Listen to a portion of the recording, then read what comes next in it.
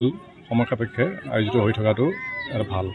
প্ৰথমতে অসম চাহ জনজাতি যুৱ পৰিষদৰ আমগুৰি শাখা সমিতি দেওপানী বাগিচাৰ খেলপথাৰত অনুষ্ঠিত হোৱা আজি প্ৰথম উদ্বোধনী খেলখনত উদ্যোক্তাসকল তথা ট্ৰফি দাদাসকলক ধন্যবাদ জনাইছোঁ আৰু যাৰ নামত খেলখন খেলাইছে তেখেতসকলক এই আপতে শ্ৰদ্ধা কৰিছোঁ।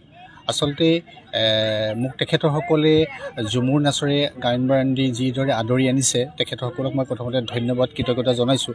আচলতে ইমান উপযুক্ত নহয় যদি এজন খেলুৱৈ হিচাপে বা শুভাকাংক্ষী হিচাপে খেল ভাল পাওঁ আৰু তেখেতসকলৰ নিমন্ত্ৰণ ৰক্ষা কৰি আজি খেলপথাৰত উপস্থিত হ'লোঁ। অনুভৱ ভাল। মই নিজেও এজন প্ৰাক্তন ফুটবল খেলুৱৈ আৰু মোৰ নিজেও এটা টীম আছে আৰু মই যিহেতু খেলৰ লগত জড়িত, মই নিজেই সামগ্ৰী ক্ৰীড়া সন্থাৰ সম্পাদক আৰু ৰাজ্যিক হেণ্ডবল সন্থাৰ উপসভাপতি, শিৱসাগৰ জিলাৰ সভাপতি।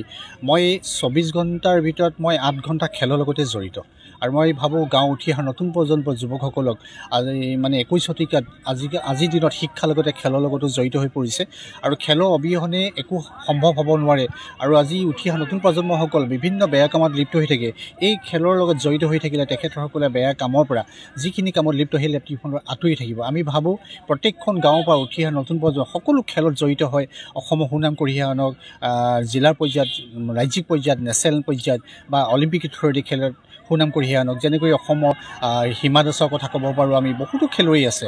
ঠিক আমাৰ এই শিৱসাগৰ জিলা দেওপানীৰ পৰা আমি তেনেকুৱা প্ৰতিভাৱান খেলুৱৈ বহুত আছে যিসকলে খেলৰ ক্ষেত্ৰত সুবিধা নাপায়। আমি আশা কৰিম তেখেতসকলৰ খেলৰ ক্ষেত্ৰত যদি কিবা অসুবিধাৰ সন্মুখীন হয়, খেলৰ সংক্ৰান্তত যিমানখিনি যি প্ৰয়োজন হয় মই তেখেতসকলক সহায় কৰিবলৈ মই প্ৰস্তুত আছোঁ খেলৰ ক্ষেত্ৰত।